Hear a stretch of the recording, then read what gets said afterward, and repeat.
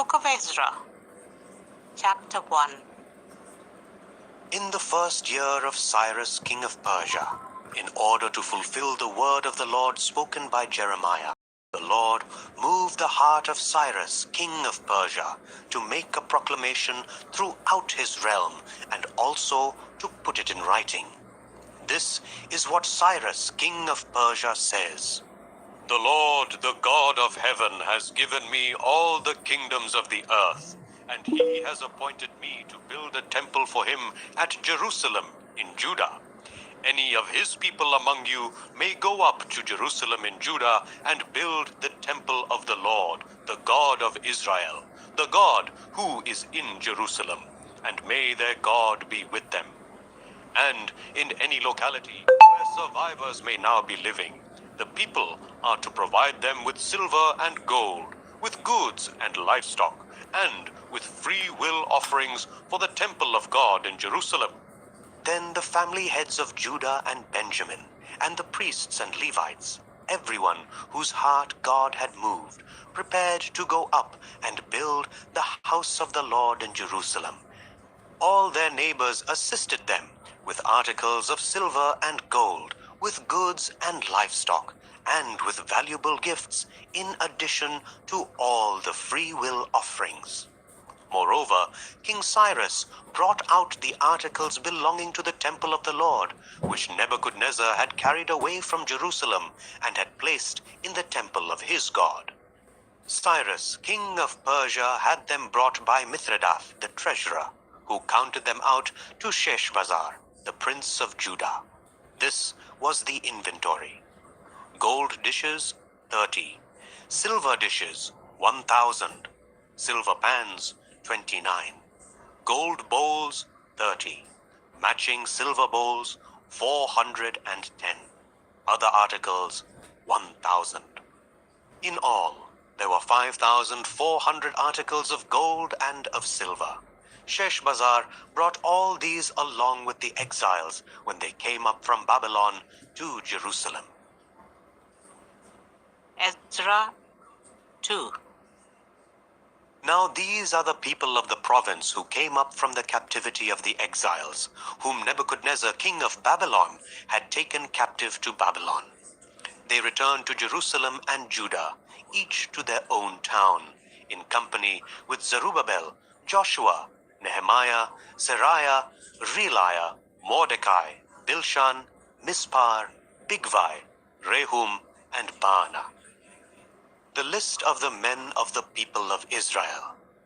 The descendants of Parosh, 2,172.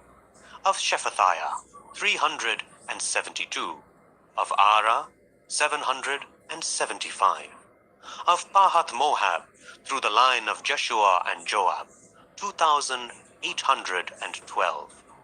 Of Elam, 1,254. Of Zatu, 945. Of Zakai, 760. Of Bani, 642. Of Bebai, 623. Of Asgad, 1,222. Of Adonikam, 666. Of Bigvai, 2,056. Of Adin, 454. Of Ater, through Hezekiah, 98. Of Bezai, 323. Of Jorah, 112. Of Hashum, 223. Of Gibar, 95. The men of Bethlehem, 123. Of Netophah, 56. Of Anathoth, 128. Of Azmaveth, 42. Of Kiriath Jearim, Kephirah and Beeroth, 743. Of Ramah and Geba, 621. Of Michmash, 122. Of Bethel and Ai, 223. Of Nebo, 52. Of Magbish, 156. Of the other Elam, 1,254. Of Harim, 320. Of Lod, Hadid, and Ono, 725. Of Jericho, 345. Of Senah, 3,630. The priests, the descendants of Jedediah, through the family of Jeshua, 973. Of Immer, 1,052. Of Pashur, 1,247. Of Harim, 1,017. The Levites, the descendants of Jeshua and Kadmiel, of the line of Hodaviah, 74. The musicians, the descendants of Asaph, 128. The gatekeepers of the temple, the descendants of Shallum, Ater, Talmon, Akub, Hatita, and Shobai, 139. The temple servants, the descendants of Ziha, Hashupha, Tabaoth, Keros, Siaha, Pardon, Lebana, Hagaba, Akub, Hagab, Shalmai, Hanan, Gidel, Gahar, Reaiah, Rezin, Nekoda, Gazam, Uzzah, Paseah, Besai, Asna, Meunim, Nefusim, Bakbuk, Hakufa, Harhur, Bazluth, Mehida, Harsha, Barkos, Sisera, Tema, Neziah, and Hatifa. The descendants of the servants of Solomon, the descendants of Sotai, Hasophereth, Peruda, Jaala, Darkon, Gidel, Shephatiah, Hatil, Pokereth, Hazebaim, and Ami. The temple servants and the descendants of the servants of Solomon, 392. The following came up from the towns of Tel Mela, Tel Harsha, Kerub, Adon, and Immer, but they could not show that their families were descended from Israel. The descendants of Deliah, Tobiah, and Nekoda, 652. And from among the priests, the descendants of Hobiah, Hakoz, and Barzillai, a man who had married a daughter of Barzillai, the Gileadite, and was called by that name. These searched for their family records, but they could not find them, and so were excluded from the priesthood as unclean. The governor ordered them not to eat any of the most sacred food until there was a priest ministering with the Urim and Thummim. The whole company numbered 42,360. Besides their 7,337 male and female slaves, and they also had 200 male and female singers.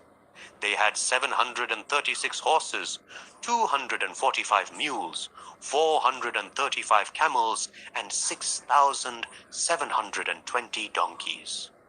When they arrived at the house of the Lord in Jerusalem, some of the heads of the families gave free will offerings towards the rebuilding of the house of God on its site. According to their ability, they gave to the treasury for this work 61,000 darics of gold, 5,000 minas of silver, and 100 priestly garments. The priests, the Levites, the musicians, the gatekeepers, and the temple servants settled in their own towns, along with some of the other people, and the rest of the Israelites settled in their towns. Ezra 3. When the 7th month came and the Israelites had settled in their towns, the people assembled together as one in Jerusalem. Then Joshua, son of Jozadak, and his fellow priests, and Zerubbabel, son of Shealtiel, and his associates began to build the altar of the God of Israel to sacrifice burnt offerings on it, in accordance with what is written in the law of Moses, the man of God. Despite their fear of the peoples around them, they built the altar on its foundation and sacrificed burnt offerings on it to the Lord, both the morning and evening sacrifices. Then, in accordance with what is written, they celebrated the festival of tabernacles with the required number of burnt offerings prescribed for each day. After that, they presented the regular burnt offerings, the new moon sacrifices, and the sacrifices for all the appointed sacred festivals of the Lord, as well as those brought as free will offerings to the Lord. On the first day of the 7th month, they began to offer burnt offerings to the Lord, though the foundation of the Lord's temple had not yet been laid. Then they gave money to the masons and carpenters, and gave food and drink and olive oil to the people of Sidon and Tyre, so that they would bring cedar logs by sea from Lebanon to Joppa, as authorized by Cyrus, king of Persia. In the 2nd month of the 2nd year after their arrival at the house of God in Jerusalem, Zerubbabel, son of Shealtiel, Joshua, son of Jozadak, and the rest of the people, the priests and the Levites, and all who had returned from the captivity to Jerusalem, began the work. They appointed Levites, 20 years old and older, to supervise the building of the house of the Lord. Joshua and his sons and brothers, and Kadmiel and his sons, descendants of Hodaviah, and the sons of Henadad, and their sons and brothers, all Levites, joined together in supervising those working on the house of God. When the builders laid the foundation of the temple of the Lord, the priests in their vestments and with trumpets, and the Levites, the sons of Asaph, with cymbals, took their places to praise the Lord, as prescribed by David, king of Israel. With praise and thanksgiving they sang to the Lord. He is good. His love towards Israel endures forever. And all the people gave a great shout of praise to the Lord, because the foundation of the house of the Lord was laid. But many of the older priests and Levites and family heads, who had seen the former temple, wept aloud when they saw the foundation of this temple being laid, while many others shouted for joy. No one could distinguish the sound of the shouts of joy from the sound of weeping, because the people made so much noise, and the sound was heard far away. Ezra 4. When the enemies of Judah and Benjamin heard that the exiles were building a temple for the Lord, the God of Israel, they came to Zerubbabel and to the heads of the families and said, "Let us help you build, because like you, we seek your God, and have been sacrificing to him since the time of Esarhaddon, king of Assyria, who brought us here." But Zerubbabel, Joshua, and the rest of the heads of the families of Israel answered, "You have no part with us in building a temple to our God. We alone will build it for the Lord, the God of Israel, as King Cyrus, the king of Persia, commanded us." Then the peoples around them set out to discourage the people of Judah and make them afraid to go on building. They bribed officials to work against them and frustrate their plans during the entire reign of Cyrus, king of Persia, and down to the reign of Darius, king of Persia. At the beginning of the reign of Xerxes, they lodged an accusation against the people of Judah and Jerusalem. And in the days of Artaxerxes, king of Persia, Bishlam, Mithridath, Tabeel, and the rest of his associates wrote a letter to Artaxerxes. The letter was written in Aramaic script and in the Aramaic language. Rehum, the commanding officer, and Shimshai, the secretary, wrote a letter against Jerusalem to Artaxerxes, the king, as follows. Rehum, the commanding officer, and Shimshai, the secretary, together with the rest of their associates, the judges, officials, and administrators, over the people from Persia, Uruk, and Babylon, the Elamites of Susa, and the other people whom the great and honorable Ashurbanipal deported and settled in the city of Samaria and elsewhere in Trans-Euphrates. This is a copy of the letter they sent him.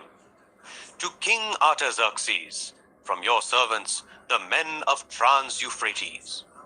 The king should know that the people who came up to us from you have gone to Jerusalem and and are rebuilding that rebellious and wicked city.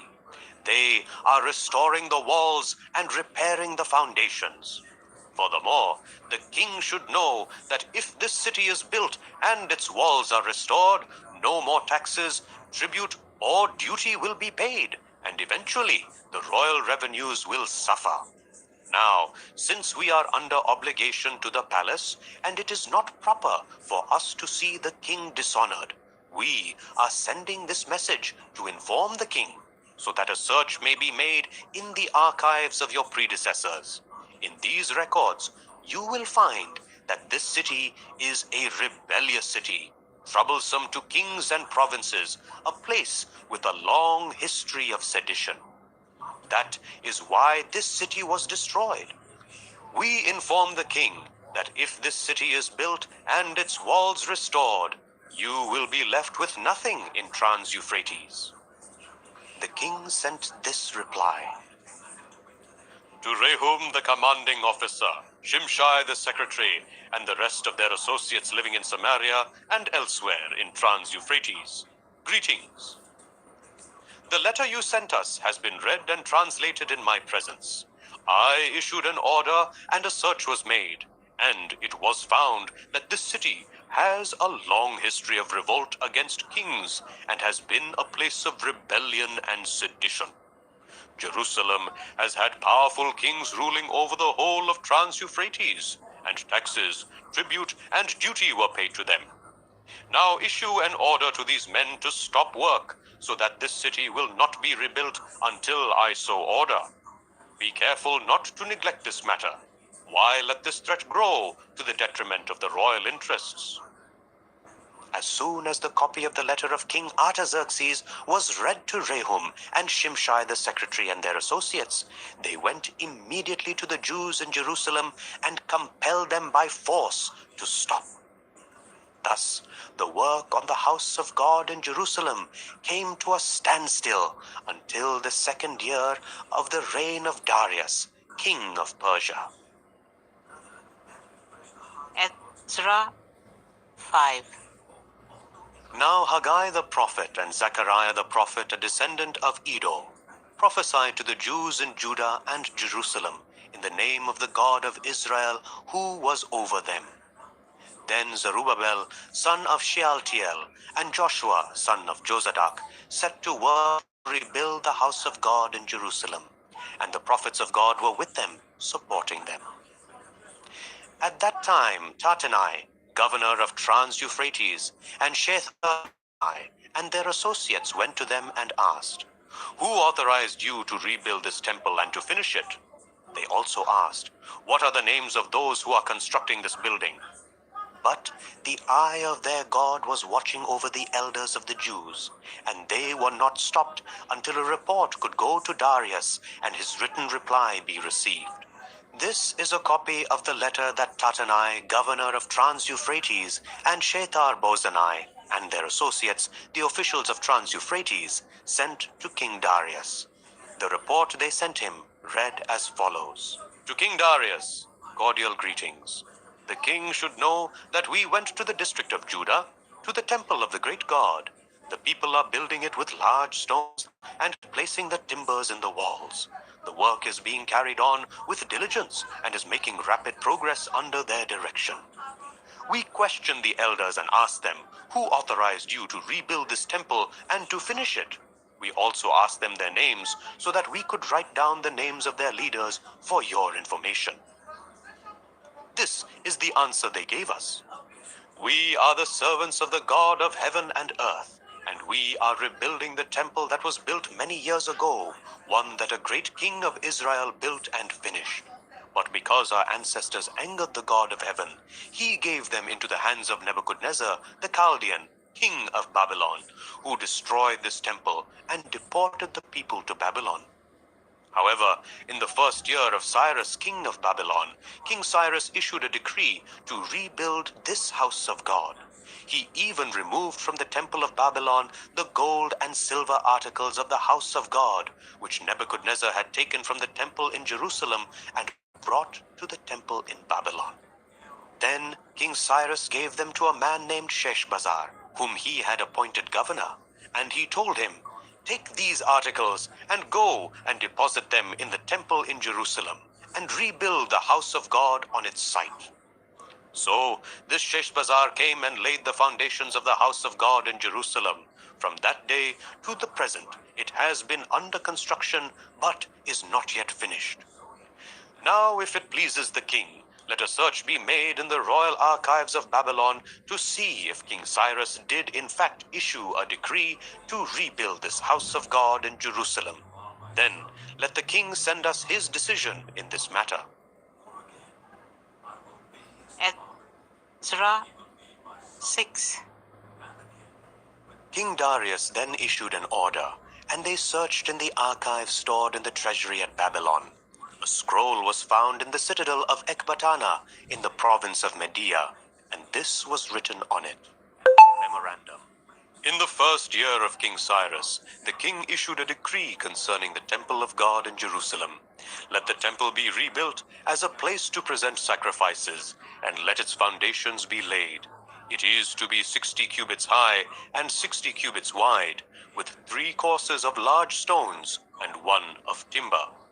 The costs are to be paid by the royal treasury. Also the gold and silver articles of the house of God, which Nebuchadnezzar took from the temple in Jerusalem and brought to Babylon, are to be returned to their places in the temple in Jerusalem. They are to be deposited in the house of God. Now then, Tatanai, governor of Trans-Euphrates, and Shethar-Bozenai, and you other officials of that province, stay away from there. Do not interfere with the work on this temple of God. Let the governor of the Jews and the Jewish leaders rebuild this house of God on its site. Moreover, I hereby decree what you are to do for these elders of the Jews in the construction of this house of God. Their expenses are to be fully paid out of the royal treasury from the revenues of Trans-Euphrates, so that the work will not stop.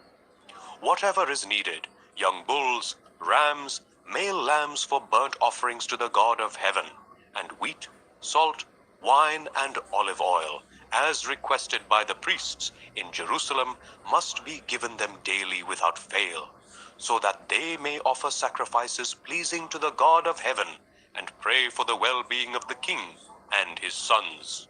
Furthermore, I decree that if anyone defies this edict, a beam is to be pulled from their house, and they are to be impaled on it. And for this crime their house is to be made a pile of rubble. May God, who has caused his name to dwell there, overthrow any king or people who lifts a hand to change this decree or to destroy this temple in Jerusalem. I, Darius, have decreed it. Let it be carried out with diligence. Then, because of the decree King Darius had sent, Tatanai, governor of Trans-Euphrates, and Shethar-Bozenai and their associates carried it out with diligence. So the elders of the Jews continued to build and prosper under the preaching of Haggai the prophet and Zechariah, a descendant of Iddo. They finished building the temple according to the command of the God of Israel and the decrees of Cyrus, Darius, and Artaxerxes, kings of Persia. The temple was completed on the 3rd day of the month Adar, in the 6th year of the reign of King Darius. Then the people of Israel, the priests, the Levites, and the rest of the exiles celebrated the dedication of the house of God with joy. For the dedication of this house of God, they offered 100 bulls, 200 rams, 400 male lambs, and as a sin offering for all Israel, 12 male goats, 1 for each of the tribes of Israel. And they installed the priests in their divisions and the Levites in their groups for the service of God at Jerusalem, according to what is written in the book of Moses. On the 14th day of the 1st month, the exiles celebrated the Passover. The priests and Levites had purified themselves and were all ceremonially clean. The Levites slaughtered the Passover lamb for all the exiles, for their relatives, the priests, and for themselves. So the Israelites who had returned from the exile ate it.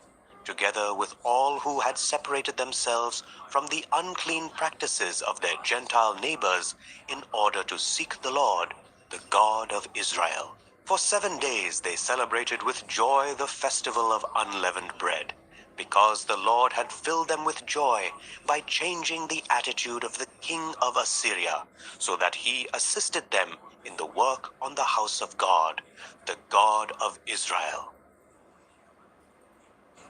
Ezra 7. After these things, during the reign of Artaxerxes, king of Persia, Ezra, son of Seraiah, the son of Azariah, the son of Hilkiah, the son of Shallum, the son of Zadok, the son of Ahitub, the son of Amariah, the son of Azariah, the son of Meraioth, the son of Zerahiah, the son of Uzi, the son of Buki, the son of Abishua, the son of Phinehas, the son of Eleazar, the son of Aaron, the chief priest. This Ezra came up from Babylon. He was a teacher well versed in the law of Moses, which the Lord, the God of Israel, had given. The king had granted him everything he asked, for the hand of the Lord his God was on him. Some of the Israelites, including priests, Levites, musicians, gatekeepers, and temple servants, also came up to Jerusalem in the 7th year of King Artaxerxes. Ezra arrived in Jerusalem in the 5th month of the 7th year of the king. He had begun his journey from Babylon on the 1st day of the 1st month, and he arrived in Jerusalem on the 1st day of the 5th month, for the gracious hand of his God was on him. For Ezra had devoted himself to the study and observance of the law of the Lord, and to teaching its decrees and laws in Israel. This is a copy of the letter King Artaxerxes had given to Ezra the priest, a teacher of the law, a man learned in matters concerning the commands and decrees of the Lord for Israel. Artaxerxes, King of Kings, to Ezra the priest, teacher of the law of the God of heaven. Greetings. Now, I decree that any of the Israelites in my kingdom, including priests and Levites, who volunteer to go to Jerusalem with you, may go. You are sent by the king and his 7 advisers to inquire about Judah and Jerusalem with regard to the law of your God, which is in your hand. Moreover, you are to take with you the silver and gold that the king and his advisers have freely given to the God of Israel, whose dwelling is in Jerusalem. Together with all the silver and gold you may obtain from the province of Babylon, as well as the freewill offerings of the people and priests for the temple of their God in Jerusalem. With this money, be sure to buy bulls, rams, and male lambs, together with their grain offerings and drink offerings, and sacrifice them on the altar of the temple of your God in Jerusalem. You and your fellow Israelites may then do whatever seems best with the rest of the silver and gold, in accordance with the will of your God. Deliver to the God of Jerusalem all the articles entrusted to you for worship in the temple of your God, and anything else needed for the temple of your God that you are responsible to supply, you may provide from the royal treasury. Now I, King Artaxerxes, decree that all the treasurers of Trans-Euphrates are to provide with diligence whatever Ezra the priest, the teacher of the law of the God of heaven, may ask of you, up to 100 talents of silver, 100 cores of wheat, 100 baths of wine, 100 baths of olive oil, and salt without limit. Whatever the God of heaven has prescribed, let it be done with diligence for the temple of the God of heaven. Why should his wrath fall on the realm of the king and of his sons? You are also to know that you have no authority to impose taxes, tribute, or duty on any of the priests, Levites, musicians, gatekeepers, temple servants, or other workers at this house of God. And you, Ezra, in accordance with the wisdom of your God, which you possess, appoint magistrates and judges to administer justice to all the people of Trans-Euphrates, all who know the laws of your God. And you, are to teach any who do not know them. Whoever does not obey the law of your God and the law of the king must surely be punished by death, banishment, confiscation of property, or imprisonment. Praise be to the Lord, the God of our ancestors, who has put it into the king's heart to bring honor to the house of the Lord in Jerusalem in this way, and who has extended his good favor to me before the king and his advisers and all the king's powerful officials. Because the hand of the Lord my God was on me, I took courage and gathered leaders from Israel to go up with me. Ezra 8. These are the family heads and those registered with them who came up with me from Babylon during the reign of King Artaxerxes. Of the descendants of Phinehas, Gershom. Of the descendants of Ithamar, Daniel. Of the descendants of David, Hattush. Of the descendants of Shechaniah. Of the descendants of Parosh, Zechariah. And with him were registered 150 men. Of the descendants of Pahath Moab, Elihonai, son of Zerahiah, and with him 200 men. Of the descendants of Zatu, Shechaniah, son of Jahaziel, and with him 300 men. Of the descendants of Adin, Ebed, son of Jonathan, and with him 50 men. Of the descendants of Elam, Jesahiah, son of Athaliah, and with him 70 men.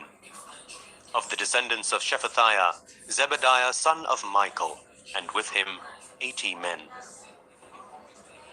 Of the descendants of Joab, Obadiah, son of Jehiel, and with him 218 men. Of the descendants of Bani, Shelomith, son of Josephiah, and with him 160 men. Of the descendants of Babai, Zechariah, son of Babai, and with him 28 men. Of the descendants of Azgad, Johanan, son of Hakatan, and with him 110 men.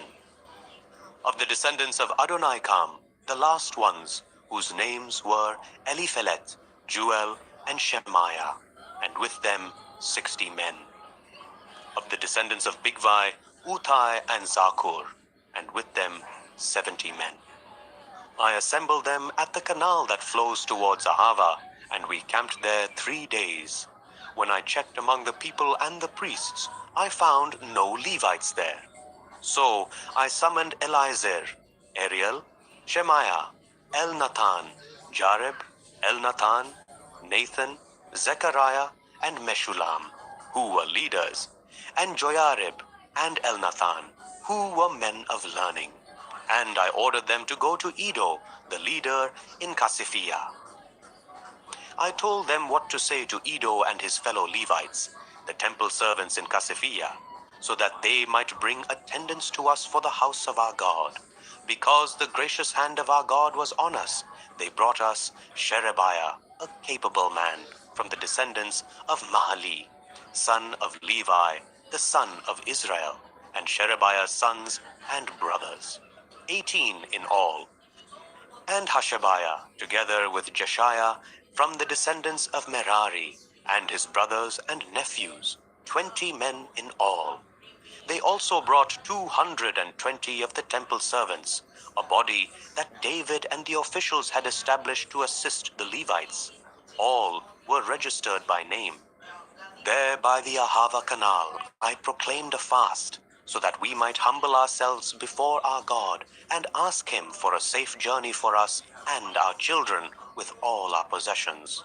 I was ashamed to ask the king for soldiers and horsemen to protect us from enemies on the road, because we had told the king, "The gracious hand of our God is on everyone who looks to him, but his great anger is against all who forsake him." So we fasted and petitioned our God about this, and he answered our prayer. Then I set apart 12 of the Levites, namely Sherebiah, Hashabiah, and 10 of their brothers. And I weighed out to them the offering of silver and gold, and the articles that the king, his advisers, his officials, and all Israel present there had donated for the house of our God. I weighed out to them 650 talents of silver, silver articles weighing 100 talents, 100 talents of gold, 20 bowls of gold valued at 1,000 darics, and 2 fine articles of polished bronze as precious as gold. I said to them, "You as well as these articles are consecrated to the Lord. The silver and gold are a free will offering to the Lord, the God of your ancestors. Guard them carefully until you weigh them out in the chambers of the house of the Lord in Jerusalem, before the leading priests and the Levites and the family heads of Israel." Then the priests and Levites received the silver and gold and sacred articles that had been weighed out to be taken to the house of our God in Jerusalem. On the 12th day of the first month, we set out from the Ahava Canal to go to Jerusalem. The hand of our God was on us, and he protected us from enemies and bandits along the way. So we arrived in Jerusalem, where we rested 3 days. On the 4th day, in the house of our God, we weighed out the silver and gold and the sacred articles into the hands of Meremoth, son of Uriah the priest. Eleazar, son of Phinehas, was with him, and so were the Levites, Jozabad, son of Jeshua, and Noadiah, son of Binnui. Everything was accounted for by number and weight, and the entire weight was recorded at that time. Then the exiles who had returned from captivity sacrificed burnt offerings to the God of Israel, 12 bulls for all Israel, 96 rams, 77 male lambs, and as a sin offering, 12 male goats. All this was a burnt offering to the Lord. They also delivered the king's orders to the royal satraps and to the governors of Trans-Euphrates, who then gave assistance to the people and to the house of God. Ezra 9. After these things had been done, the leaders came to me and said, "The people of Israel, including the priests and the Levites, have not kept themselves separate from the neighboring peoples with their detestable practices, like those of the Canaanites, Hittites, Perizzites, Jebusites, Ammonites, Moabites, Egyptians, and Amorites. They have taken some of their daughters as wives for themselves and their sons, and have mingled the holy race with the peoples around them. And the leaders and officials have led the way in this unfaithfulness." When I heard this, I tore my tunic and cloak, pulled hair from my head and beard, and sat down appalled. Then everyone who trembled at the words of the God of Israel gathered round me because of this unfaithfulness of the exiles, and I sat there appalled until the evening sacrifice.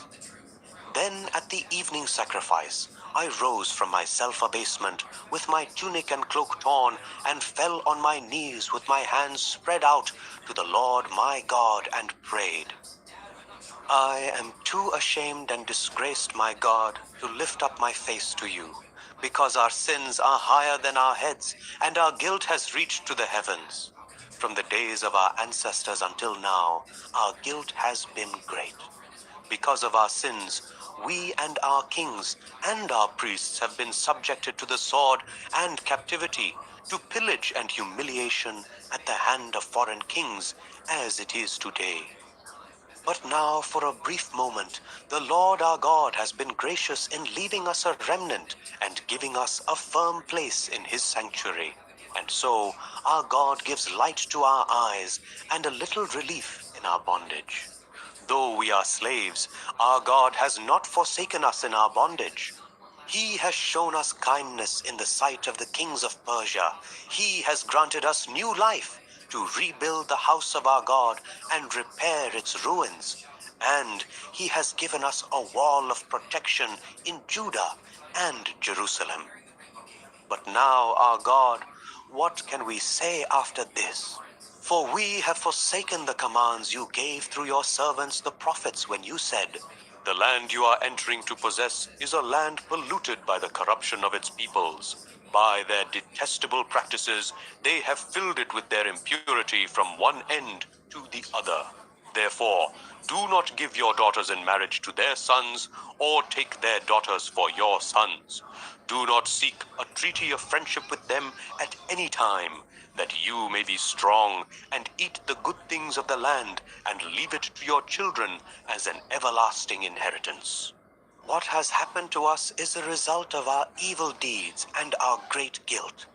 And yet, our God, you have punished us less than our sins have deserved, and have given us a remnant like this.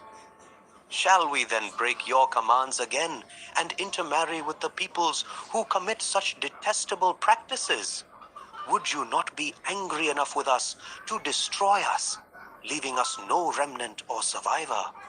Lord, the God of Israel, you are righteous. We are left this day as a remnant. Here we are before you in our guilt, though because of it, not one of us can stand in your presence. Ezra 10. While Ezra was praying and confessing, weeping and throwing himself down before the house of God, a large crowd of Israelites, men, women, and children, gathered round him. They too wept bitterly. Then Shechaniah, son of Jehiel, one of the descendants of Elam, said to Ezra, "We have been unfaithful to our God by marrying foreign women from the peoples around us. But in spite of this, there is still hope for Israel.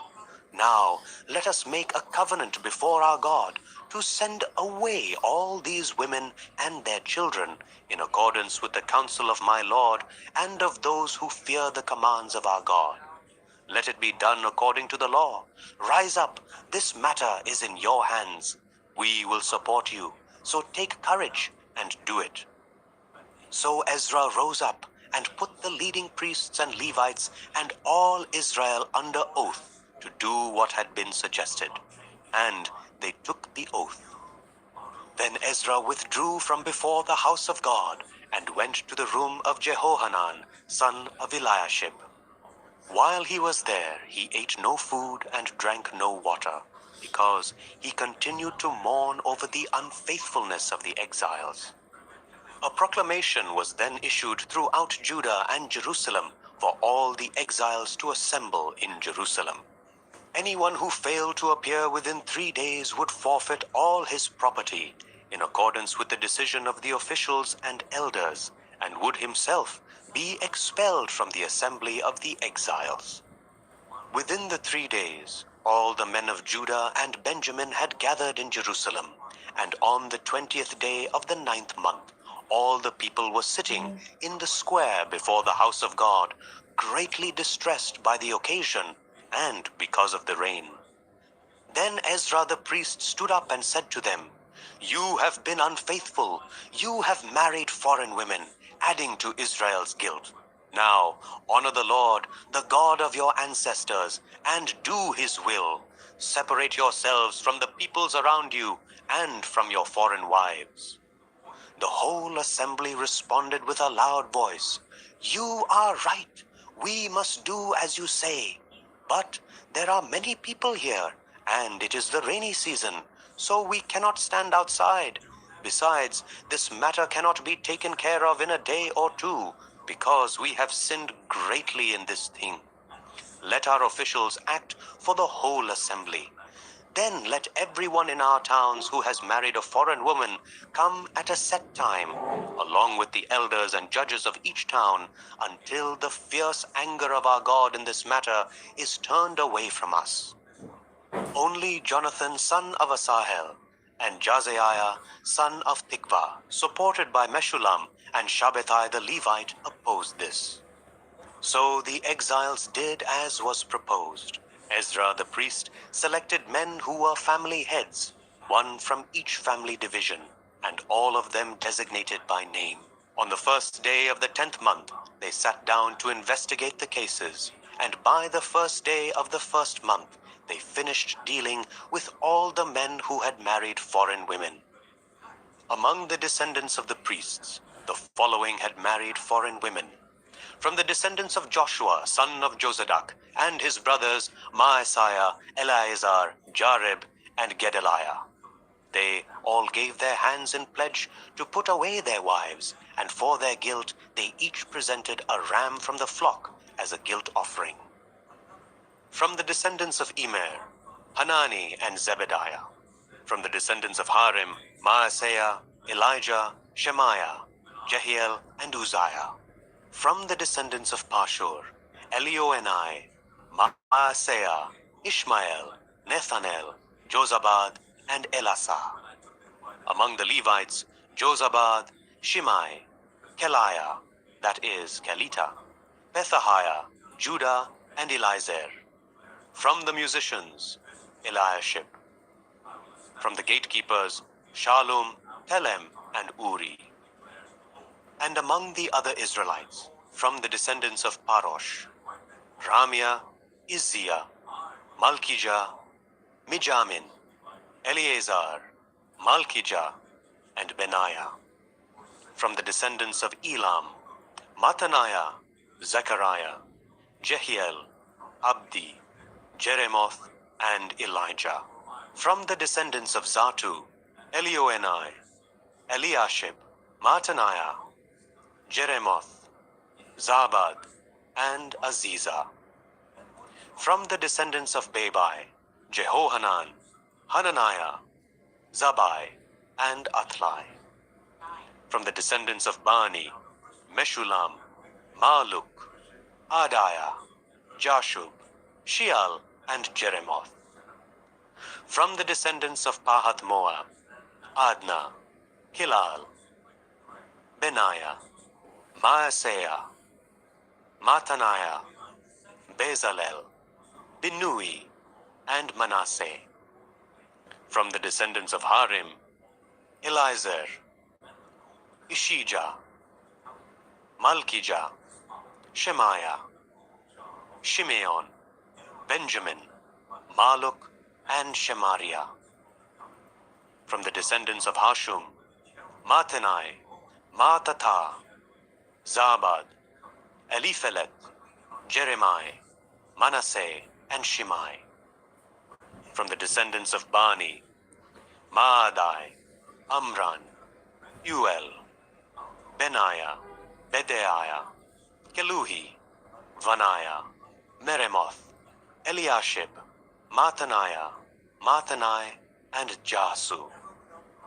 From the descendants of Binnui, Shimei, Shelemiah, Nathan, Adiah, Maknadebai, Shashai, Sharai, Azarel, Shelemiah, Shemariah, Shallum, Amariah, and Joseph. From the descendants of Nebo, Jael, Mattithiah, Zabad, Zabina, Jadai, Joel, and Benaiah. All these had married foreign women, and some of them had children by these wives. The book of Nehemiah, chapter 1. The words of Nehemiah, son of Hakaliah. In the month of Kislev, in the 20th year, while I was in the citadel of Susa, Hanani, one of my brothers, came from Judah with some other men, and I questioned them about the Jewish remnant that had survived the exile, and also about Jerusalem. They said to me, "Those who survived the exile and are back in the province are in great trouble and disgrace. The wall of Jerusalem is broken down, and its gates have been burned with fire." When I heard these things, I sat down and wept. For some days I mourned and fasted and prayed before the God of heaven. Then I said, "Lord, the God of heaven, the great and awesome God, who keeps his covenant of love with those who love him and keep his commandments, let your ear be attentive and your eyes open to hear the prayer your servant is praying before you, day and night for your servants, the people of Israel. I confess the sins we Israelites, including myself and my father's family, have committed against you. We have acted very wickedly towards you. We have not obeyed the commands, decrees, and laws you gave your servant Moses. Remember the instruction you gave your servant Moses, saying, If you are unfaithful, I will scatter you among the nations. But if you return to me and obey my commands, then even if your exiled people are at the farthest horizon, I will gather them from there and bring them to the place I have chosen as a dwelling for my name. They are your servants and your people, whom you redeemed by your great strength and your mighty hand. Lord, let your ear be attentive to the prayer of this your servant, and to the prayer of your servants who delight in revering your name. Give your servant success today by granting him favor in the presence of this man. I was cupbearer to the king. Nehemiah 2.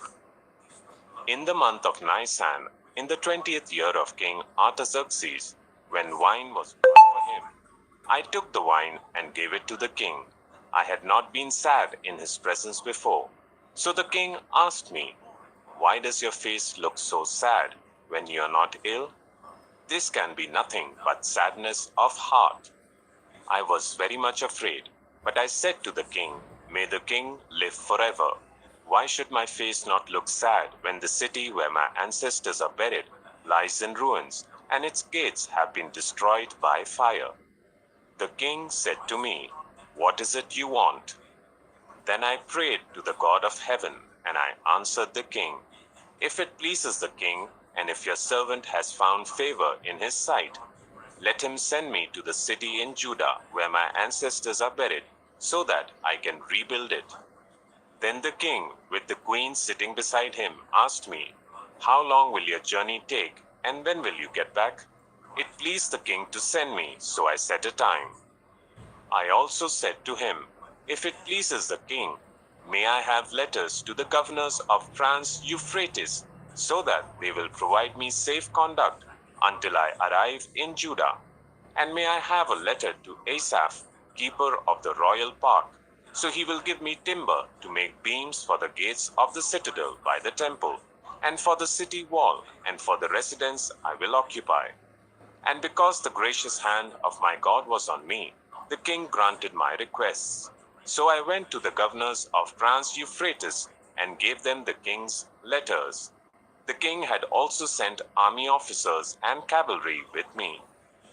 When Sanballat the Horonite and Tobiah the Ammonite official heard about this, they were very much disturbed that someone had come to promote the welfare of the Israelites. I went to Jerusalem, and after staying there 3 days, I set out during the night with a few others. I had not told anyone what my God had put in my heart to do for Jerusalem. There were no mounts with me except the one I was riding on. By night I went out through the valley gate towards the Jackal well and the dung gate, examining the walls of Jerusalem, which had been broken down, and its gates, which had been destroyed by fire. Then I moved on towards the fountain gate and the king's pool, but there was not enough room for my mount to get through. So I went up the valley by night, examining the wall. Finally, I turned back and re-entered through the valley gate. The officials did not know where I had gone or what I was doing, because as yet I had said nothing to the Jews or the priests or nobles or officials or any others who would be doing the work. Then I said to them, You see the trouble we are in. Jerusalem lies in ruins, and its gates have been burnt with fire. Come, let us rebuild the wall of Jerusalem, and we will no longer be in disgrace. I also told them about the gracious hand of my God on me, and what the king had said to me. They replied, Let us start rebuilding. So they began this good work. But when Sanballat the Horonite, Tobiah the Ammonite official, and Geshem the Arab heard about it, they mocked and ridiculed us. What is this you are doing? They asked. Are you rebelling against the king? I answered them by saying, The God of heaven will give us success. We, his servants, will start rebuilding. But as for you, you have no share in Jerusalem or any claim or historic right to it. Nehemiah 3. Elishib the high priest and his fellow priests went to work and rebuilt the sheep gate. they dedicated it and set its doors in place, building as far as the Tower of the 100, which they dedicated, and as far as the Tower of Hananel. The men of Jericho built the adjoining section, and Zakur, son of Imri, built next to them. The fish gate was rebuilt by the sons of Hasaneah. They laid its beams and put its doors and bolts and bars in place. Meremoth, son of Uriah, the son of Hakkoz, repaired the next section. Next to him, Meshullam, son of Berechiah, the son of Meshezabel, made repairs, and next to him Zadok, son of Baana, also made repairs. The next section was repaired by the men of Tekoa, but their nobles would not put their shoulders to the work under their supervisors. The Jeshana gate was repaired by Joada, son of Paseah, and Meshullam, son of Besodeiah. They laid its beams and put its doors with their bolts and bars in place. Next to them, repairs were made by men from Gibeon and Mizpah. Melatiah of Gibeon and Jadon of Meronoth, places under the authority of the governor of Trans-Euphrates. Aziel, son of Hariah, one of the goldsmiths, repaired the next section, and Hananiah, one of the perfume makers, made repairs next to that. They restored Jerusalem as far as the broad wall. Rephaiah, son of Hur, ruler of a half-district of Jerusalem, repaired the next section. Adjoining this, Jedaiah, son of Harumaph, made repairs opposite his house, and Hattush, son of Hashabniah, made repairs next to him. Malchijah, son of Harim, and Hashub, son of Pahat Moab, repaired another section, and the Tower of the Ovens. Shallum, son of Halohesh, ruler of a half-district of Jerusalem, repaired the next section with the help of his daughters. The valley gate was repaired by Hanan and the residents of Zanoah. They rebuilt it and put its doors with their bolts and bars in place. They also repaired 1,000 cubits of the wall as far as the dung gate. The dung gate was repaired by Malchijah, son of Rechab, ruler of the district of Beth Hakerem. He rebuilt it and put its doors with their bolts and bars in place. The fountain gate was repaired by Shallun, son of Kalhose, ruler of the district of Mizpah. He rebuilt it, roofing it over and putting its doors and bolts and bars in place. He also repaired the wall of the pool of Siloam by the king's garden as far as the steps going down from the city of David. Beyond him, Nehemiah, son of Azbuk, ruler of a half-district of Beth-Zur, made repairs up to a point opposite the tombs of David, as far as the artificial pool and the house of the heroes. Next to him, the repairs were made by the Levites, under Rehum, son of Bani. Beside him, Hashabiah, ruler of the half-district of Keala, carried out repairs for his district. Next to him, the repairs were made by their fellow Levites, under Binnui, son of Henadad, ruler of the other half-district of Keala. Next to him, Ezer, son of Jeshua, ruler of Mizpah, repaired another section, from a point facing the ascent to the armory as far as the angle of the wall. Next to him, Barak, son of Zebai, zealously repaired another section, from the angle to the entrance of the house of Eliashib, the high priest. Next to him, Meremoth, son of Uriah, the son of Hakkoz, repaired another section, from the entrance of Eliashib's house to the end of it. The repairs next to him were made by the priests from the surrounding region. Beyond them, Benjamin and Hashub made repairs in front of their house, and next to them, Azariah, son of Maaseiah, the son of Ananiah, made repairs beside his house. Next to him, Binnui, son of Henadad, repaired another section, from Azariah's house to the angle and the corner. And Palal, son of Uzai, worked opposite the angle and the tower projecting from the upper palace near the court of the guard. Next to him, Pedaiah, son of Parosh, and the temple servants living on the hill of Ophel made repairs up to a point opposite the water gate towards the east and the projecting tower. Next to them, the men of Tekoa repaired another section, from the great projecting tower to the wall of Ophel. Above the horse gate, the priests made repairs, each in front of his own house.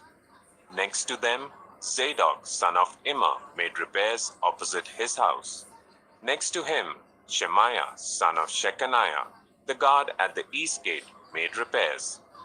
Next to him, Hananiah, son of Shelemiah, and Hanan, the sixth son of Salaph, repaired another section. Next to them, Meshullam, son of Berechiah, made repairs opposite his living quarters. Next to him, Malchijah, one of the goldsmiths, made repairs as far as the house of the temple servants and the merchants, opposite the inspection gate, and as far as the room above the corner.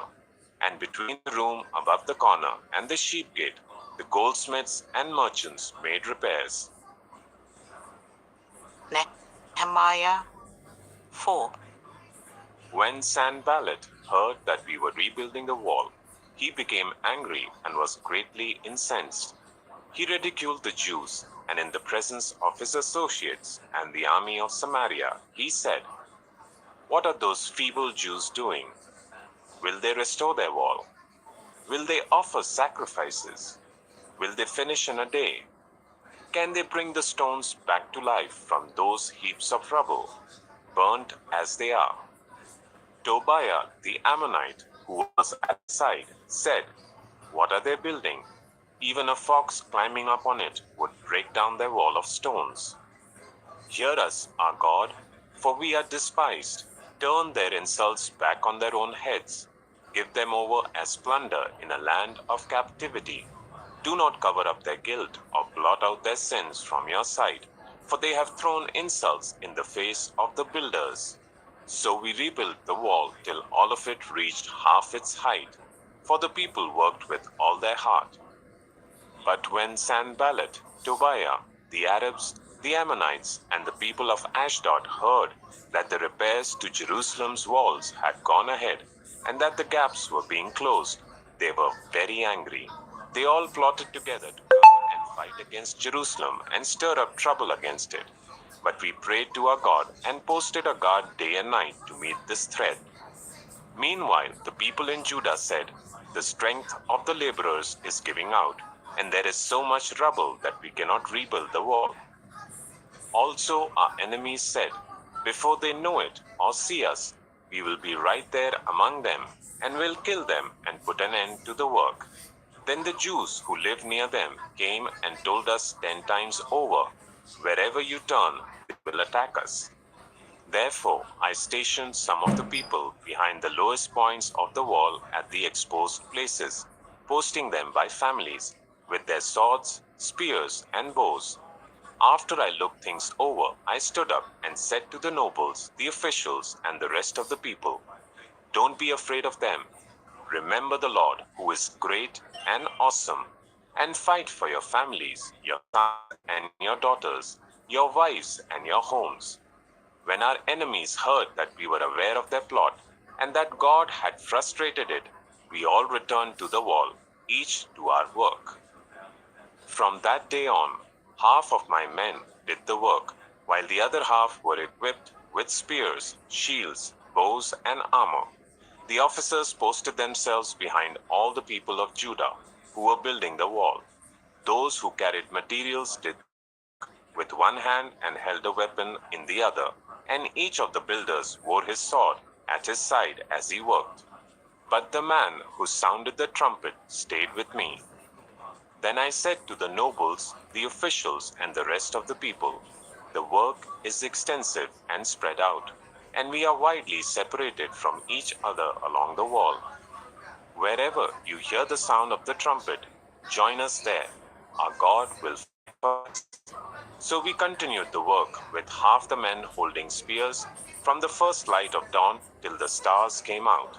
At that time I also said to the people, "Let every man and his helper stay inside Jerusalem at night, so that they can serve us as guards by night and as workers by day."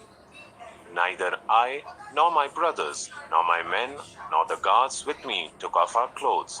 Each had his weapon, even when he went for war. Nehemiah 5. Now the men and their wives raised a great outcry against their fellow Jews. Some were saying, "We and our sons and daughters are numerous. In order for us to eat and stay alive, we must get grain." Others were saying, "We are mortgaging our fields, our vineyards, and our homes to get grain during the famine." Still others were saying, "We have had to borrow money to pay the king's tax on our fields and vineyards. Although we are of the same flesh and blood as our fellow Jews, and though our children are as good as theirs, yet we have to subject our sons and daughters to slavery. Some of our daughters have already been enslaved, but we are powerless because our fields and our vineyards belong to others." When I heard their outcry and these charges, I was very angry in my mind and then accused the nobles and officials. I told them, "You are charging your own people interest." So I called together a large meeting to deal with them and said, "As far as possible, we have brought back our fellow Jews who were sold to the Gentiles. Now you are selling your own people, only for them to be sold back to us." They kept quiet because they could find nothing to say. So I continued, "What you are doing is not right. Shouldn't you walk in the fear of our God to avoid the reproach of our Gentile enemies? I and my brothers and my men are also lending the people money and grain. But let us stop charging interest. Give back to them immediately their fields, vineyards, olive groves, and houses, and also the interest you are charging them. 1% of the money, grain, new wine, and olive oil. Give it back," they said, "and we will not demand anything more from them. We will do as you say." Then I summoned the priests and made the nobles and officials take an oath to do what they had promised. I also shook out the folds of my robe and said, "In this way may God shake out of their house and possessions anyone who does not keep this promise. So may such a person be shaken out and emptied." At this, the assembly said, "Amen," and praised the Lord. And the people did as they had promised. Moreover, from the 20th year of King Artaxerxes, when I was appointed to be their governor in the land of Judah, until his 32nd year, 12 years, neither I nor my brothers ate the food allotted to the governor. But the earlier governors, those preceding me, placed a heavy burden on the people and took 40 shekels of silver from them in addition to food and wine. Their assistants also lorded over the people. But out of reverence for God, I did not act like that. Instead, I devoted myself to the work on this wall. All my men were assembled there for the work. We did not acquire any land.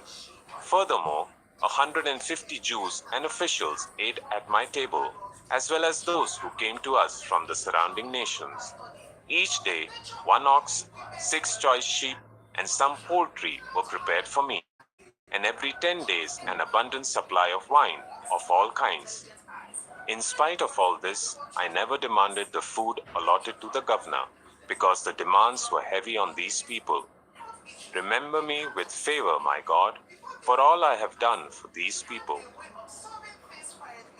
Nehemiah 6.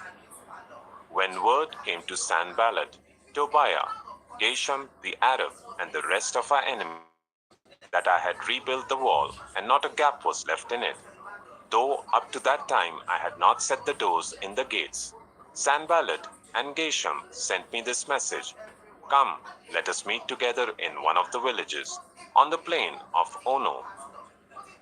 But they were scheming to harm me.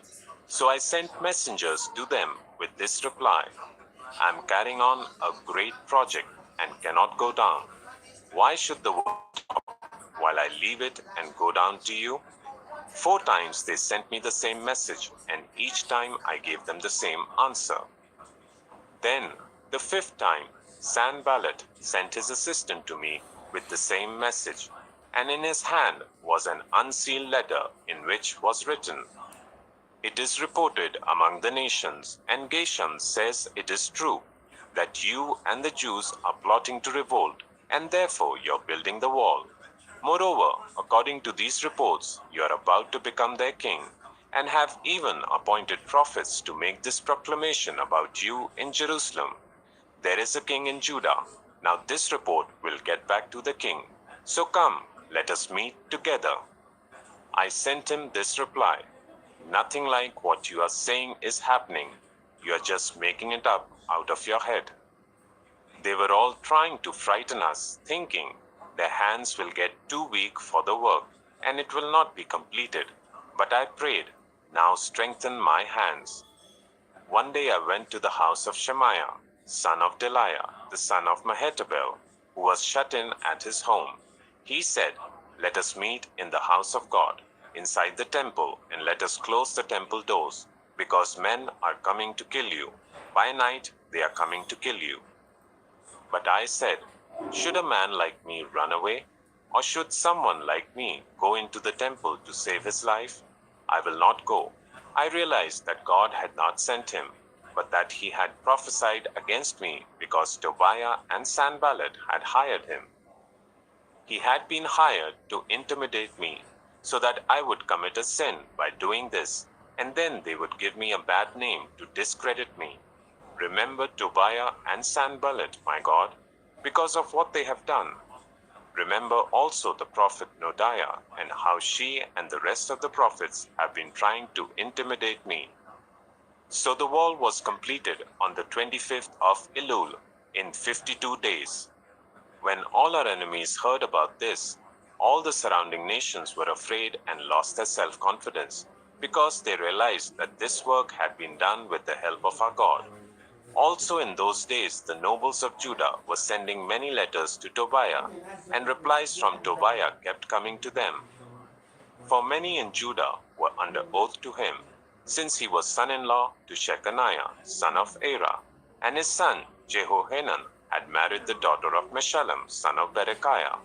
Moreover, they kept reporting to me his good deeds, and then telling him what I said. And Tobiah sent letters to intimidate me.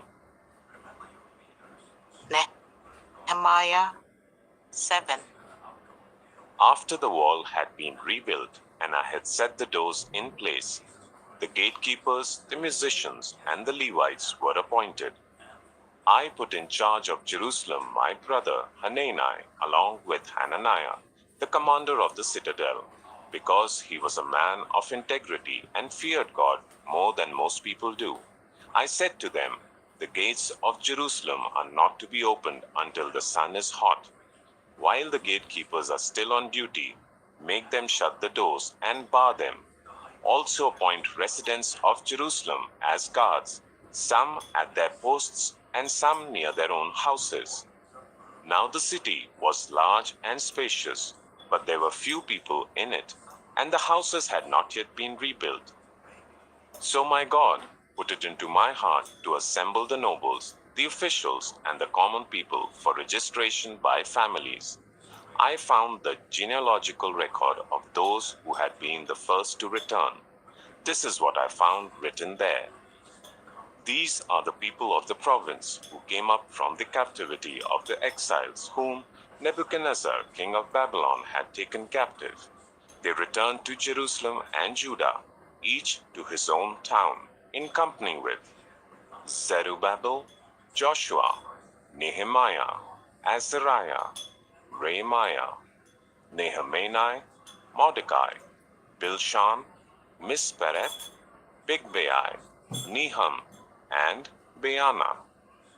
The list of the men of the people of Israel, the descendants of Parosh, 2,172, of Shephatiah, 372, of Era, 652, of Pahath Moab, through the line of Jeshua and Joab, 2,818, of Elam, 1,254, of Zattu, 845, of Zechariah, 760, of Binnui, 648, of Bebai, 628, of Asgad, 2,322, of Adonikam 667, of Bigvai 2067, of Aden 655, of Ater through Hezekiah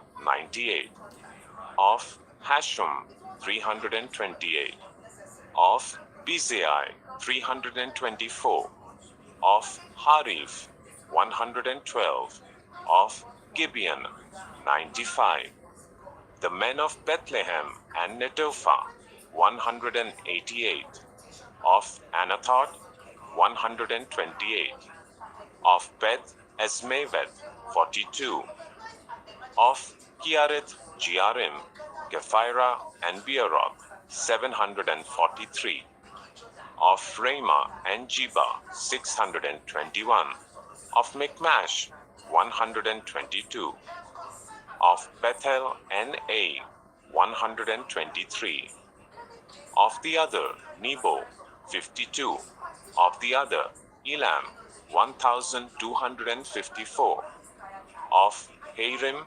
320, of Jericho 345, of Lod, Hadid and Ono 721, of Senea 3930.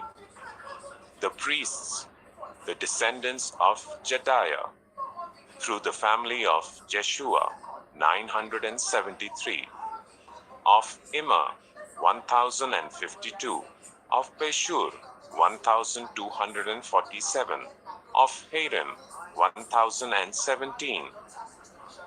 The Levites, the descendants of Jeshua, through Kadmiel, through the line of Hodaviah 74. The musicians, the descendants of Asaph 148. The gatekeepers of the temple, the descendants of Shallum, Ater, Talmon, Akab, Atita, and Shobai 138. The temple servants, the descendants of Ziha, Azupha, Taveoth, Keros, Saya, Padan, Lebana, Hagabah, Shalmai, Hanan, Gidel, Gehar, Reiah, Rezin, Nekoda, Gazam, Uzzah, Basia, Besai, Meunim, Nephusim, Bakbuk, Akufa, Hahar, Baslat, Mahida, Harsha, Barkos, Sisera, Tema, Neziah, and Hataifa. The descendants of the servants of Solomon, the descendants of Sotai, Sopheret, Perida, Jaala, Darkon, Gidel, Shephatiah, Hatil, Pokeret, Hazabaim, and Ammon. The temple servants and the descendants of the servants of Solomon, 392. The following came up from the towns of Tel Melah, Tel Harsha, Kirab, Adon, and Immer, but they could not show that their families were descended from Israel. The descendants of Deliah, Tobiah, and Nekoda, 642. And from among the priests, the descendants of Opiah, Akos, and Barzillai, a man who had married a daughter of Barzillai the Gileadite and was called by that name. These searched for their family records, but they could not find them, and so were excluded from the priesthood as unclean. The governor therefore ordered them not to eat any of the most sacred food until there should be a priest ministering with the Urim and Thummim. The whole company numbered 42,360, besides their 7,337 male and female slaves, and they also had 245 male and female singers. There were 736 horses, 245 mules, 435 camels, and 6,720 donkeys. Some of the heads of the families contributed to the work. The governor gave to the treasury 1,000 derricks of gold, 50 bowls, and 530 garments for priests. Some of the heads of the families gave to the treasury for the work 20,000 darics of gold and 2,200 minas of silver.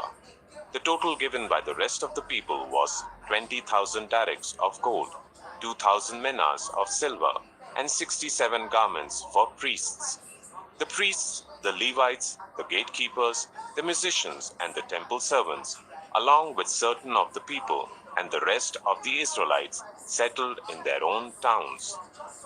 When the 7th month came, and the Israelites had settled in their towns, Nehemiah 8. all the people came together as one in the square before the water gate. They told Ezra, the teacher of the law, to bring out the book of the law of Moses, which the Lord had commanded for Israel.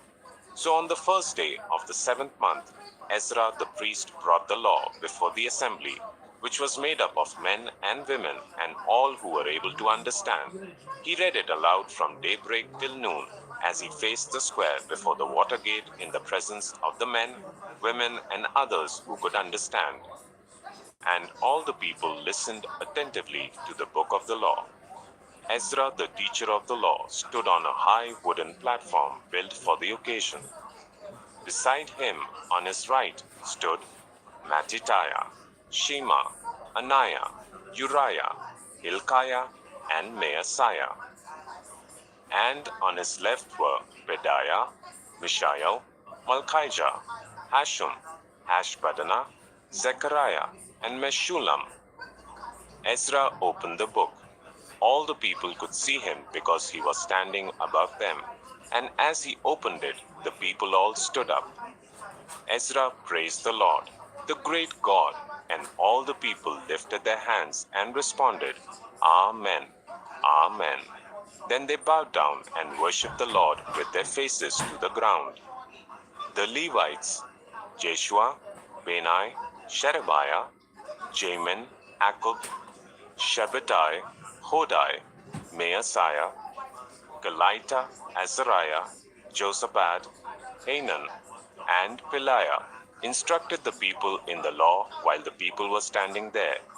They read from the book of the law of God, making it clear and giving the meaning so that the people understood what was being read.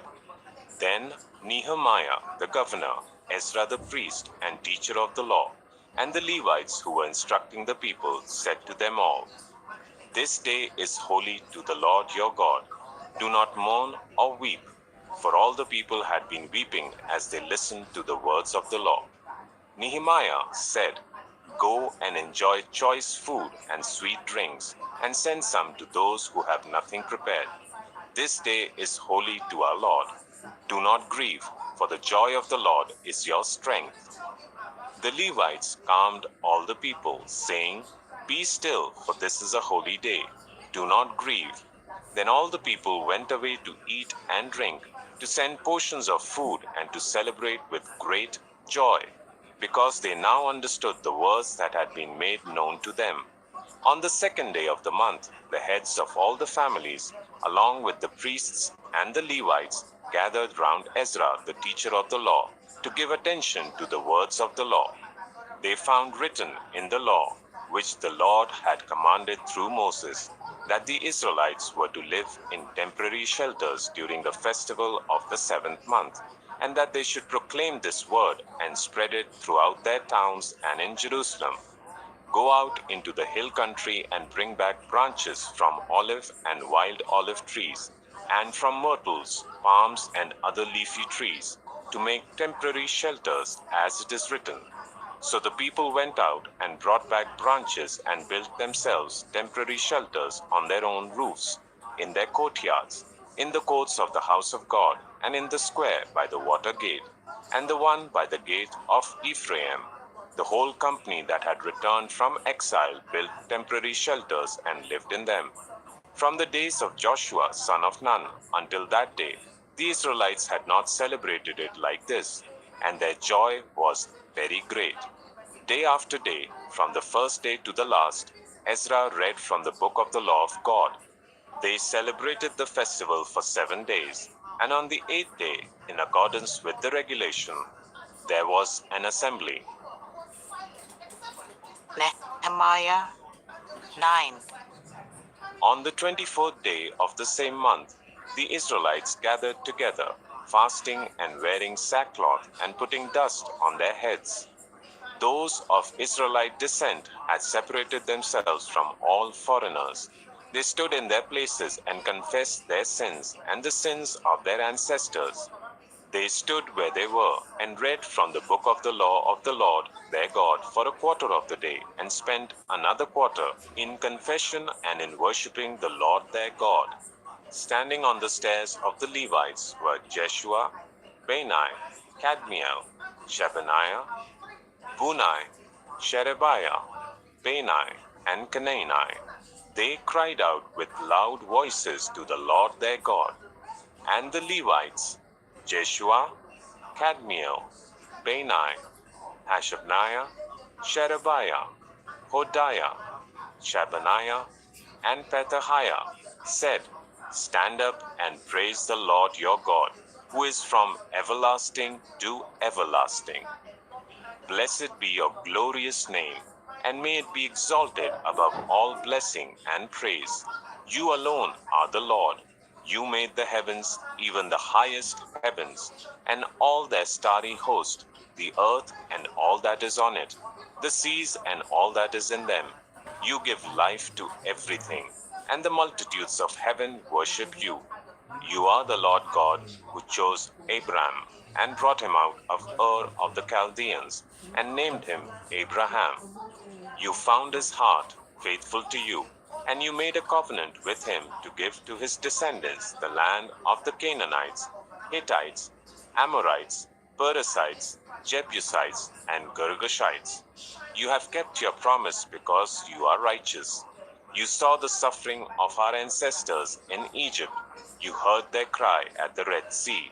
You sent signs and wonders against Pharaoh, against all his officials and all the people of his land, for you knew how arrogantly the Egyptians treated them. You made a name for yourself which remains to this day. You divided the sea before them, so that they passed through it on dry ground. But you hurled their pursuers into the depths like a stone into mighty waters. By day you led them with a pillar of cloud, and by night with a pillar of fire, to give them light on the way they were to take. You came down on Mount Sinai. You spoke to them from heaven. You gave them regulations and laws that are just and right, and decrees and commands that are good. You made known to them your holy Sabbath, and gave them commands, decrees, and laws through your servant Moses. In their hunger you gave them bread from heaven, and in their thirst you brought them water from the rock. You told them to go in and take possession of the land you had sworn with uplifted hand to give them. But they, our ancestors, became arrogant and stiff-necked, and they did not obey your commands. They refused to listen and failed to remember the miracles you performed among them. They became stiff-necked and in their rebellion appointed a leader in order to return to their slavery. But you are a forgiving God, gracious and compassionate, slow to anger and abounding in love. Therefore you did not desert them, even when they cast for themselves an image of a calf and said, This is your God, who brought you up out of Egypt, or when they committed awful blasphemies. Because of your great compassion, you did not abandon them in the wilderness. By day, the pillar of cloud did not fail to guide them on their path, nor the pillar of fire by night to shine on the way they were to take. You gave your good spirit to instruct them. You did not withhold your manna from their mouths, and you gave them water for their thirst. For 40 years you sustained them in the wilderness. They lacked nothing. Their clothes did not wear out, nor did their feet become swollen. You gave them kingdoms and nations, allotting them even the remotest frontiers. They took over the country of Sihon, king of Heshbon, and the country of Og, king of Bashan. You made their children as numerous as the stars in the sky, and you brought them into the land that you told their parents to enter and possess. Their children went in and took possession of the land. You subdued before them the Canaanites who lived in the land. You gave the Canaanites into their hands, along with their kings and the peoples of the land, to deal with them as they pleased. They captured fortified cities and fertile land. They took possession of houses filled with all kinds of good things, wells already dug, vineyards, olive groves, and fruit trees in abundance. They ate to the full and were well nourished. They reveled in your great goodness, but they were disobedient and rebelled against you. They turned their backs on your law. They killed your prophets who had warned them in order to turn them back to you. They committed awful blasphemies, so you delivered them into the hands of their enemies who oppressed them. But when they were oppressed, they cried out to you. From heaven you heard them, and in your great compassion you gave them deliverers, who rescued them from the hand of their enemies. But as soon as they were at rest, they again did what was evil in your sight. Then you abandoned them to the hand of their enemies, so that they ruled over them. And when they cried out to you again, you heard from heaven, and in your compassion you delivered them time after time. You warned them in order to turn them back to your law, but they became arrogant and disobedient to your commands. They sinned against your ordinances, of which you said, "The person who obeys them will live by them." Stubbornly they turned their backs on you, became stiff-necked, and refused to listen. For many years you were patient with them. By your Spirit you warned them through your prophets, yet they paid no attention. So you gave them into the hands of the neighboring peoples. But in your great mercy you did not put an end to them or abandon them, for you are a gracious and merciful God. Now therefore, our God, the great God, mighty and awesome, who keeps his covenant of love, do not let all this hardship seem trifling in your eyes, the hardship that has come on us, on our kings and leaders, on our priests and prophets, on our ancestors and all your people, from the days of the kings of Assyria until today. In all that has happened to us, you have remained righteous. You have acted faithfully while we acted wickedly.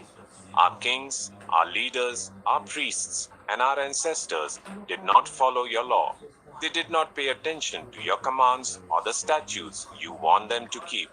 Even while they were in their kingdom, enjoying your great goodness to them in the spacious and fertile land you gave them, they did not serve you or turn from their evil ways.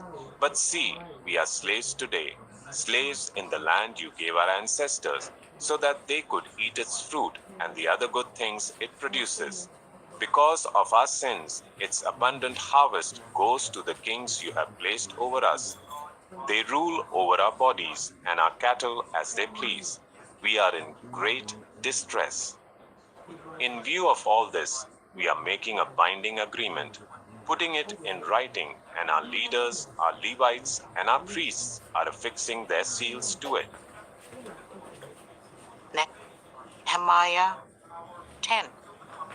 Those who sealed it were the governor, Nehemiah, son of Hakaliah, Zedekiah, Seraiah, Azariah, Jeremiah, Pashur, Amariah, Malchijah, Hattush, Shebaniah, Maluk, Harim, Meremoth, Obadiah, Daniel, Ginnethon, Baruch, Meshullam, Abijah, Mijamin, Maaziah, Bilgai, and Shemaiah.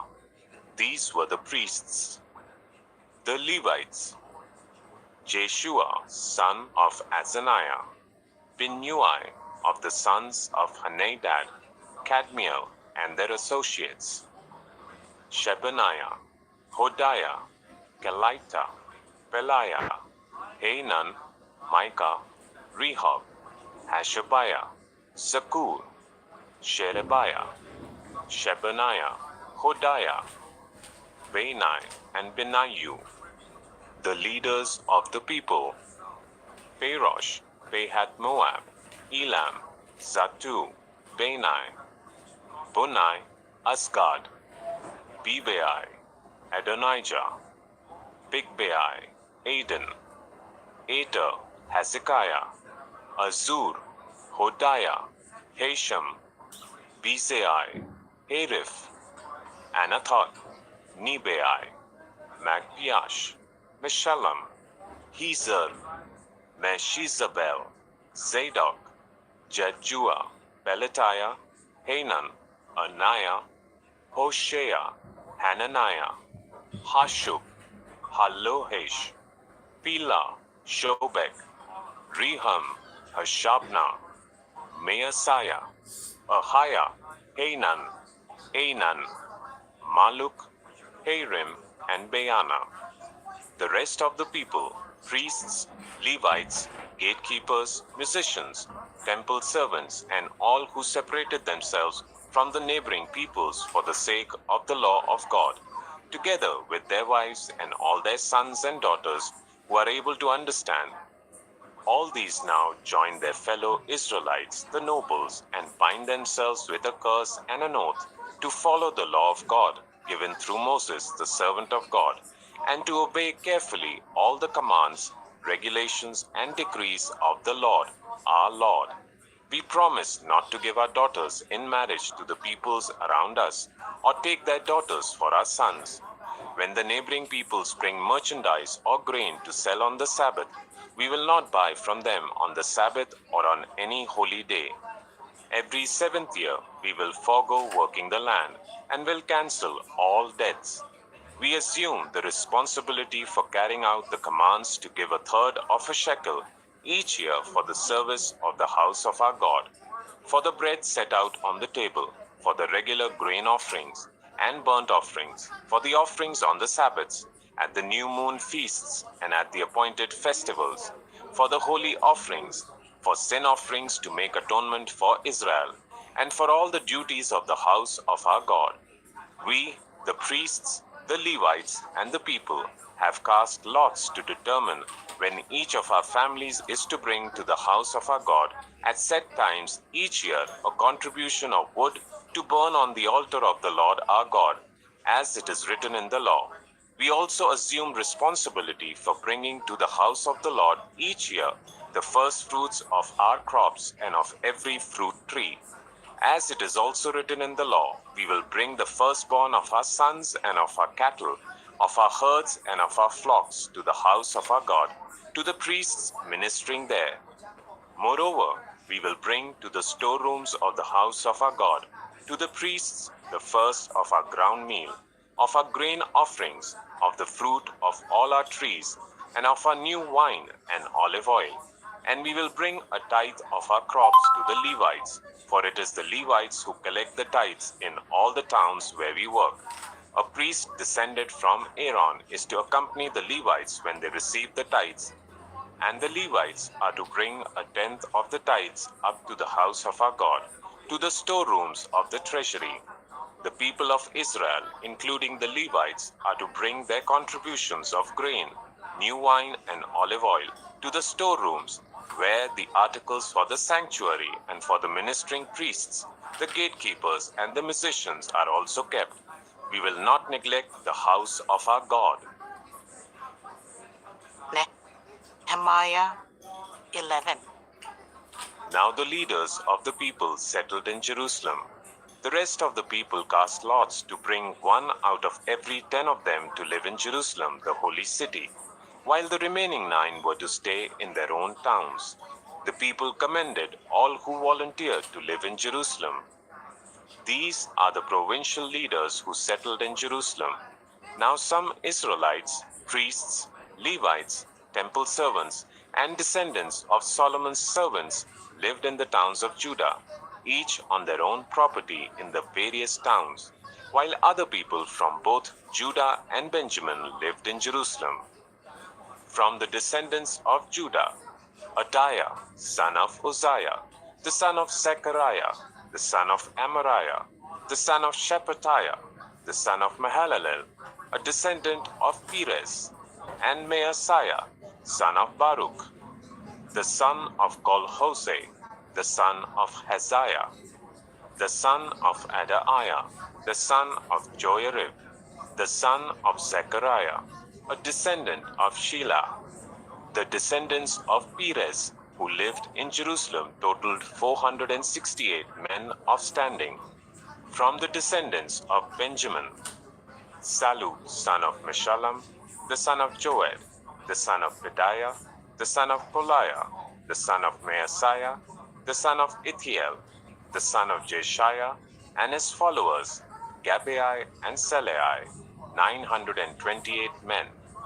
Joel, son of Zichri, was their chief officer, and Judah, son of Hasenuah, was over the new quarter of the city.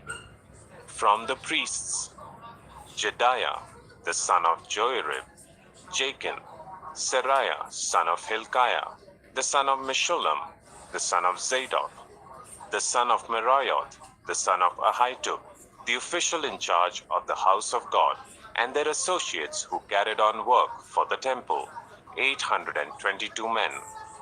Adaiah, son of Jeroham, the son of Pelaliah, the son of Amzai, the son of Zechariah, the son of Pashur, the son of Malchijah, and his associates who were heads of families, 242 men.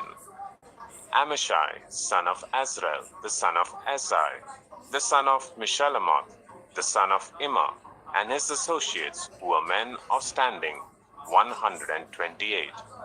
Their chief officer was Zabdiel, son of Haggadolim. From the Levites, Shemaiah, son of Hashub, the son of Azrikam, the son of Hashabiah, the son of Bunai, Shabbatai and Josabad, two of the heads of the Levites who had charge of the outside work of the house of God. Mattaniah, son of Micah, the son of Zabdi, the son of Asaph, the director who led in thanksgiving and prayer. Bakbukiah, second among his associates, and Abda, son of Shemuah, the son of Galal, the son of Jeduthun. The Levites in the holy city totaled 284. The gatekeepers, Akab, Talmon, and their associates who kept watch at the gates, 172 men. The rest of the Israelites, with the priests and Levites, were in all the towns of Judah, each on their ancestral property. The temple servants lived on the hill of Ophel, and Zihah and Gishpa were in charge of them. The chief officer of the Levites in Jerusalem was Uzai, son of Bani, the son of Hashabiah, the son of Mattaniah, the son of Micah. Uzai was one of Asaph's descendants, who were the musicians responsible for the service of the house of God. The musicians were under the king's orders, which regulated their daily activity. Petahiah, son of Meshezabel, one of the descendants of Zerah, son of Judah, was the king's agent in all affairs relating to the people.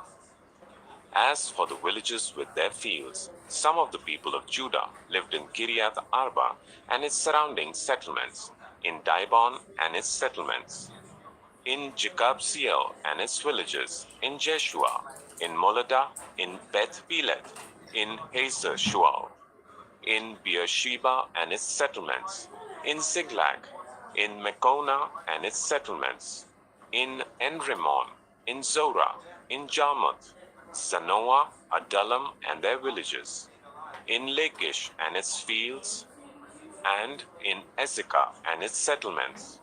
So they were living all the way from Beersheba to the valley of Hinnom.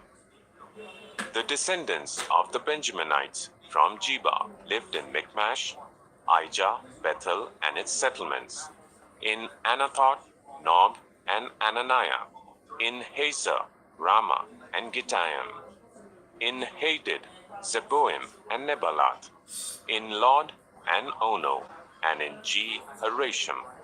Some of the divisions of the Levites of Judah settled in Benjamin. Nehemiah 12. These were the priests and Levites who returned with Zerubbabel, son of Shealtiel, and with Joshua, Seraiah, Jeremiah, Ezra, Amariah, Maluk, Hattush, Shechaniah, Rehum, Meremoth, Iddo, Ginnethon, Abijah, Mijamin, Modiah, Bilgah, Shemaiah, Joarib, Jedaiah, Salu, Amok, Hilkiah, and Jedaiah. These were the leaders of the priests and their associates in the days of Joshua. The Levites were Jeshua, Binnui, Kadmiel, Sherebiah, Judah, and also Mattaniah, who together with his associates was in charge of the songs of thanksgiving. Bukiah and Unai, their associates, stood opposite them in the services. Joshua was the father of Joachim, Joachim the father of Eliashib, Eliashib